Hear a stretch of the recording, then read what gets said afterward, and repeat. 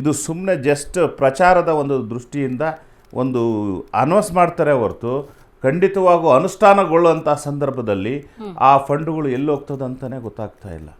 ಇವತ್ತು ಕರ್ನಾಟಕದಲ್ಲಿ ಅನೇಕ ಇದಾವೆ. ಈಗ ನೋಡಿ, ಇವತ್ತು ಇನ್ನು ಯಾವುದು ಈ ಮೆಟ್ರೋ, ಈಗ ಮೆಟ್ರೋದಲ್ಲಿ 4ನೇ ಒಂದು ಇದು ಮೆಟ್ರೋ ಕೊಡಬೇಕಾಗಿತ್ತು.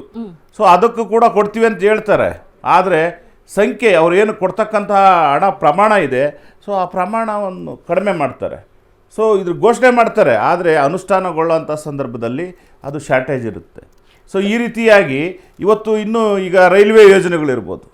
ಸೊ ರೈಲ್ವೆ ಯೋಜನೆಗಳಲ್ಲಿ ಏನಾಗ್ತಾ ಇದೆ, ಇವತ್ತು ಎಷ್ಟು ರೈಲ್ವೆ ಯೋಜನೆಗಳು ಇನ್ನೂ ನೆನಗದಿ ಬಿದ್ದಿದ್ದಾವೆ.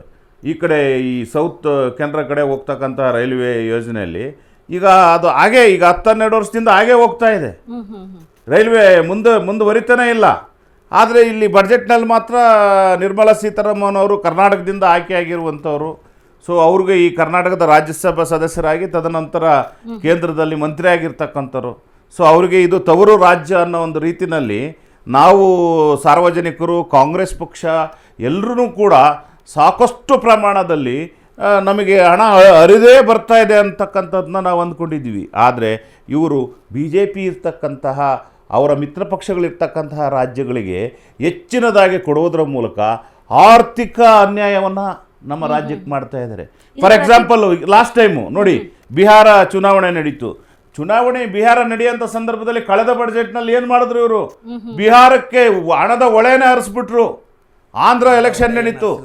ಆಂಧ್ರ ಎಲೆಕ್ಷನ್ನಲ್ಲೂ ಕೂಡ ಬಡ್ಜೆಟ್ನಲ್ಲಿ ಸಾಕಷ್ಟು ಹಣ ಕೊಟ್ಟರು. ಅಂದ್ರೆ ಇದು ಪ್ರತಿ ಬಾರಿನೂ ಕೇಳುತ್ತೆ, ಕಾಂಗ್ರೆಸ್ ಪ್ರತಿ ಬಾರಿನೂ ಆರೋಪ ಮಾಡುವಂತದ್ದು ರಾಜ್ಯದಲ್ಲಿ ಬರುವಂತ ತೆರಿಗೆಯನ್ನ ಬೇರೆ ರಾಜ್ಯಕ್ಕೆ ಇವರು ಕೊಡ್ತಾರೆ, ಆದ್ರೆ ಇದಕ್ಕೆ ಮಲತಾರಿ ಧೋರಣೆ. ಖಂಡಿತವಾಗೂ ನೋಡಿ, ಈಗ ಮಹಾರಾಷ್ಟ್ರದಲ್ಲಿ ಕಳೆದ ಒಂದು ಇದರಲ್ಲಿ ಏನಾಯ್ತು, ಚುನಾವಣೆ ಬಂತು, ಆ ಸಂದರ್ಭದಲ್ಲಿ ಇವರು ಅಲ್ಲಿಗೆ ಕೊಟ್ಟರು. ಸೊ ಹೀಗೆ ಒಂದು ರೀತಿಯಲ್ಲ ಇವ್ರದ್ದು ನಾವು ಬಡ್ಜೆಟ್ನ ಅನ್ಯಾಯ ಹೇಳ್ತಾ ಹೋದರೆ ನಾನು ಹೇಳ್ತಕ್ಕಂಥದ್ದು ಕಾನೂನನ್ನು ಕೈಗೆ ತಗೊಳ್ತಂಥದ್ದು, ಕಾನೂನುಗಳು ಜನಗಳಿಗೆ ಸಂವಿಧಾನ ಬಾಹಿರವಾದಂಥ ಕಾನೂನುಗಳು ಮಾಡ್ತಕ್ಕಂಥದ್ದು, ತಿದ್ದುಪಡಿಗಳನ್ನು ಕಾನೂನು ಬಾಹಿರವಾಗಿ ಮಾಡ್ತಕ್ಕಂಥದ್ದು, ಇವರು ಯಾವುದೇ ಚರ್ಚೆಗಳನ್ನು ಮಾಡದೆ ಏಕಾಏಕಿ ಸಂಸತ್ನಲ್ಲಿ ಮಂಡಿಸಿ ಅದನ್ನು ಅನುಮೋದನೆ ಮಾಡ್ತಕ್ಕಂಥದ್ದು. ಈಗ ನೋಡಿ, ಕೃಷಿ ಕಾಯ್ದೆಗಳು, ಇವತ್ತು ಕೃಷಿ ಕಾಯ್ದೆ ಹಿಂದೆ ವಾಪಸ್ ತಗೊಂಡ್ರು. ನಾವೆಲ್ಲ ಹೋರಾಟ ಮಾಡಿದ ನಂತರ ಇವತ್ತು ಮನ್ರೇಗಾ ಅಂತ ಯೋಜನೆಯನ್ನು, ನಮ್ಮ ಕಾಂಗ್ರೆಸ್ ಯೋಜನೆ ಮನ್ರೇಗಾ ಅಂದರೆ ಗಾಂಧೀಜಿಯವ್ರದ್ದು, ಇವ್ರದ್ದೆಷ್ಟು ಹಾಸ್ಯಾಸ್ಪದವಾಗಿತ್ತು ಅಂದರೆ ರಾಜ್ಯ BJP ಅವ್ರದ್ದು ಮೊನ್ನೆ ಒಂದು ಪತ್ರಿಕೆಯಲ್ಲೇ ಒಂದು ತಮ್ಮ ವಾಹಿನಿಯಲ್ಲೇ ಒಬ್ಬರು ಸಂಪಾದಕೀಯ ಇವರು ಹೇಳಿದರು, ಯಾವುದೋ ಒಂದು ಟಿ ವಿನಲ್ಲಿ ಹೇಳಿದರು ಏನಂತ, ನೋಡಿ ಇವರು ಗಾಂಧೀಜಿಯವರ ಹೆಸರನ್ನು ಚೇಂಜ್ ಮಾಡಿಬಿಟ್ಟು ನೋಡ್ರಿ, ರಾಜಕೀಯ ನಾಯಕತ್ವಗಳು ಏನೇ ಇರ್ಬೋದು, ಅದೆಲ್ಲ ನಮ್ಮ ಸ್ವನಾಯಕತ್ವಗಳು. ಆದರೆ ನಾವು ಈ ದೇಶಕ್ಕೆ ಕೊಟ್ಟಿರ್ತಕ್ಕಂತಹ ಒಬ್ಬ ಪರ್ಮನೆಂಟ್ ನಾಯಕ, ಒಬ್ಬ ಶಾಶ್ವತ ನಾಯಕ ಅಂತ ಹೇಳಿದ್ರೆ ಅದು ರಾಷ್ಟ್ರಪಿತ ಮಹಾತ್ಮ ಗಾಂಧಿ, ಮತ್ತಾರಿಗೂ ಅದು ಸಿಗ್ತಕ್ಕಂಥದ್ದಲ್ಲ. ಹಾಗಾಗಿ ಅಂಥ ರಾಷ್ಟ್ರಪಿತ ಮಹಾತ್ಮ ಗಾಂಧಿಯವರ ಹೆಸರ ಇಟ್ಟಂತಹ ಏನು ಮನ್ರೇಗಾ ಇದೆ, ಸೊ ಅದು ಇಟ್ಟಂಥದ್ದು ನಮ್ಮ ಕಾಂಗ್ರೆಸ್ಗೋಸ್ಕರ ಇಟ್ಟಂಥದ್ದಲ್ಲ. ಅದು ಈ ರಾಷ್ಟ್ರದ ಕಟ್ಟುವಲ್ಲಿ ಯಶಸ್ವಿಯಾದಂತಹ ಒಬ್ಬ ರಾಷ್ಟ್ರಪಿತ. ಇವತ್ತು ಯಾರು ಈ ಗ್ರಾಮಾಂತರ ಪ್ರದೇಶದ ಒಂದು ಜನರ ಹಕ್ಕುಗಳನ್ನು ಕಾಪಾಡಬೇಕು, ಗ್ರಾಮಾಂತರ ಪ್ರದೇಶ ಅಭಿವೃದ್ಧಿ ಆಗಬೇಕು. ಸೊ ಈ ಒಂದು ಹಿನ್ನೆಲೆಯನ್ನು ಇಟ್ಕೊಂಡಂತಹ ಒಬ್ಬ ವ್ಯಕ್ತಿಗೆ ಈ ರಾಷ್ಟ್ರಪಿತನಿಗೆ ಅವಮಾನ ಮಾಡಿರ್ತಕ್ಕಂಥದ್ದು ಇವರು 12 ವರ್ಷದಲ್ಲಿ. ಇದಕ್ಕಿಂತ ಬೇರೆದು ಬೇಕಾಗಿಲ್ಲ. ಅದಕ್ಕೆ ಯಾವ ಹೆಸರು ಇಡ್ತಾರೆ ಇವರು, ಜಿ ರಾಮ್ಜಿ, ವಿಕಸಿತ್ VB ರಾಮ್ಜಿ ಅಂತ ಇಡ್ತಾರೆ. ಇವ್ರು ಹೇಳೋದು ಅದನ್ನು ಹುಡುಕ್ತಾ ಹೋದರೆ, ಅದ್ರ ಆಳಕ್ಕೆ ಹೋದರೆ ಎಗೈನ್ ಅವರನ್ನು ಏನು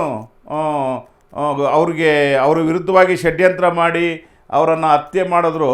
ಸೊ ಅವರ ಹೆಸರವನ್ನು ಸೂಚನೆ ಮಾಡೋ ಒಂದು ರೀತಿನಲ್ಲಿ ಇವತ್ತು ಚರ್ಚೆ ಆಗ್ತಾ ಇದೆ. ಅಂದರೆ ಸಾಮಾಜಿಕ ಮಾಧ್ಯಮದಲ್ಲಿ ಚರ್ಚೆ ಆಗ್ತಿರೋದು ನಾನು ಹೇಳ್ತಾ ಇರೋದು. ಸೊ ಅದರ ಒಂದು ಹಿನ್ನೆಲೆಯನ್ನು ಇವತ್ತು ಸಾರ್ವಜನಿಕರು ಕೋಡ್ ಮಾಡ್ತಾ ಇದ್ದಾರೆ. ಸೊ ಅಂದರೆ ಅದರ ಅರ್ಥ ನೋಡಿ, ಇವರು ಏನು BJP ಸರ್ಕಾರ, ಇವ್ರಿಗೆ ಬೇಕಾಗಿರ್ತಕ್ಕಂಥದ್ದು ಈ ರಾಷ್ಟ್ರದ ಅಭಿವೃದ್ಧಿ ಅಲ್ಲ, ಇವ್ರಿಗೆ ಬೇಕಾಗಿರ್ತಕ್ಕಂಥದ್ದು ಈಗ ನಮ್ಮ ಕರ್ನಾಟಕಕ್ಕೆ ಸಂಬಂಧಪಟ್ಟಂತೆಯೂ ಕೂಡ ಕರ್ನಾಟಕದ ಅಭಿವೃದ್ಧಿ ಅಲ್ಲ. ಇವ್ರಿಗೆ ಬೇಕಾಗಿರ್ತಕ್ಕಂಥದ್ದು ಏನಂತ ಹೇಳಿದ್ರೆ, ಇವರು ಎಲ್ಲದರಲ್ಲೂ ಕೂಡ ಅಸಮಾನತೆಯನ್ನು ಸೃಷ್ಟಿ ಮಾಡ್ತಕ್ಕಂಥದ್ದು. ಅದರಂತೆ ಬಡ್ಜೆಟ್ನಲ್ಲೂ ಕೂಡ ಕರ್ನಾಟಕಕ್ಕೆ ಬೇರೆ ರಾಜ್ಯಗಳಿಗೆ ಹೋಲಿಕೆ ಮಾಡಿದಾಗ ಇವತ್ತು ಇನ್ನೂ ಅನೇಕ ಕ್ಷೇತ್ರ, ಈಗ ನೋಡಿ ಕೃಷಿ ಕ್ಷೇತ್ರಕ್ಕೆ ಎಷ್ಟು ಕೊಟ್ಟಿದ್ದಾರೆ ಇವರು. ಕೃಷಿ ರೈತರಿಗೆ ಈಗ ನಮ್ಮ ಕಾಂಗ್ರೆಸ್ ಸರ್ಕಾರ ದೇಶದಲ್ಲೇ ಪ್ರಪ್ರಥಮ ಬಾರಿಗೆ ಅವತ್ತು ಹಿಂದಿನ ನಾವು ಚಿಕ್ಕವರು ಇದ್ದೀವಿ, ಇನ್ನು ಅವಾಗ ಯೂರಿಯಾ ಮತ್ತು ಗೊಬ್ಬರಗಳಿದ್ವು. ಇವತ್ತು ಅದೆಲ್ಲ ಗೊಬ್ಬರ ಬಿತ್ತಿಸ್ಲಿಕ್ಕೆ, ಬೀಜಗಳು ಕೊಡಲಿಕ್ಕೆ, ಎಂತೆಂಥದಕ್ಕೆ ಇವತ್ತು ರಾಷ್ಟ್ರೀಯ ಗ್ರಾಮೀಣ ನಾವೇನು ಬ್ಯಾಂಕ್ಗಳು ಮಾಡಿದ್ವಿ. ಎಸ್, ಆಕ್ಚುಲಿ ಅದ್ರ ಬಗ್ಗೆ ಜಾಸ್ತಿ ಮಾತಾಡೋದಿದೆ ಸರ್. ಯಾಕಂದ್ರೆ ಈ ಸರ್ತಿಯ ಬಜೆಟ್ ನಲ್ಲಿ PM ಕಿಸಾನ್ ಯೋಜನೆಯಡಿ ರೈತರಿಗೆ ಒಂದಿಷ್ಟು ಪ್ರಯೋಜನಗಳಾಗುತ್ತೆ ಅನ್ನುವಂತ ಒಂದಿಷ್ಟು ಮಾಹಿತಿಗಳಿರುವಂತದ್ದು. ಸೊ ಇದ್ರ ಬಗ್ಗೆ ಜಾಸ್ತಿ ಚರ್ಚೆ ಮಾಡೋಣ.